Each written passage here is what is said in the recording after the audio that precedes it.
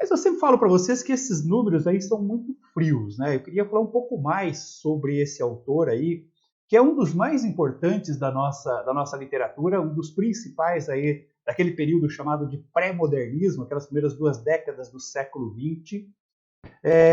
Esse autor, ele é mais um daqueles autores negros, mestiços, né?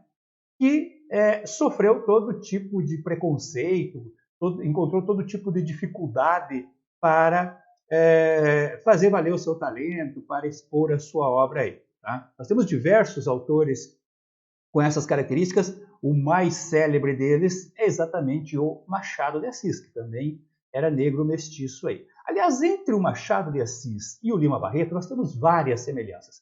Ambos eram de família muito humilde, muito pobres, tiveram que buscar o conhecimento por conta própria, como autodidatos, se transformaram em pessoas extremamente cultas, inteligentes, profundos conhecedores da realidade social, política e humana do Brasil.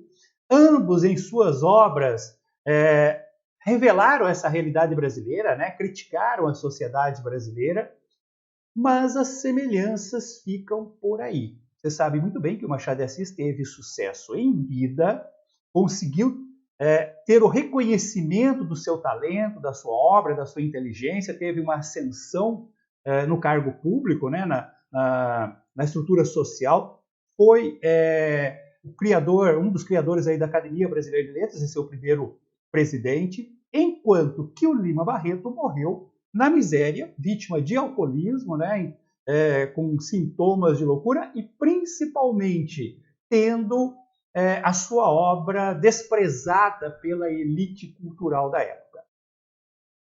O motivo dessa diferença, basicamente, está na forma como esses autores lidaram com as sociedades da sua época. Como eu falei, ambos fizeram críticas às sociedades, ambos denunciaram os vícios, né, as incoerências e incompetências das classes brasileiras, aí, das elites, da classe política, intelectual do Brasil. Só que o Machado fez isso de uma maneira mais sutil, usando da ironia. O Machado criou histórias em que os personagens principais eram membros dessa elite. O Bentinho, Quincas Borba, o Brás Cubas, o próprio Rubião, né, da obra Quincas Borba, eles representavam a elite sociocultural e econômica brasileira.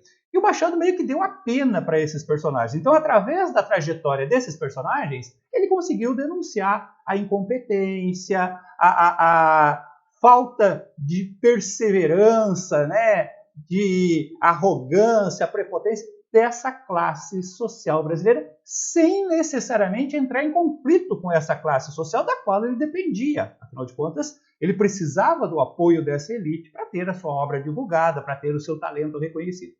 O Lima Barreto não. O Lima Barreto partiu para o enfrentamento direto. O Lima Barreto faz um tipo de literatura que a gente chama de panfletária, ou seja, aquela literatura que sai denunciando, criticando a sociedade de maneira muito aberta, de maneira muito direta.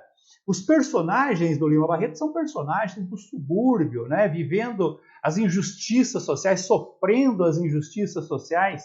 E com isso, ele acabou arranjando muitos inimigos, até porque na sua obra ele criava personagens fictícios, mas que facilmente eram identificados com figuras ilustres da sua época.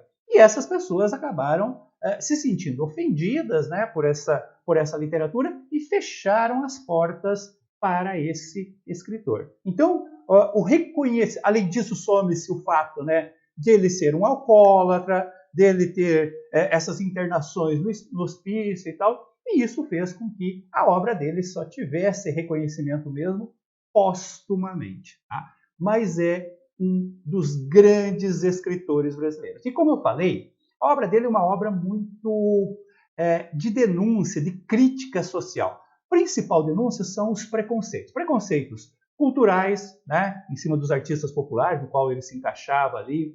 Preconceito social, dos ricos em cima dos pobres, no qual ele também se encaixava, mas principalmente a denúncia do preconceito racial, do racismo, né?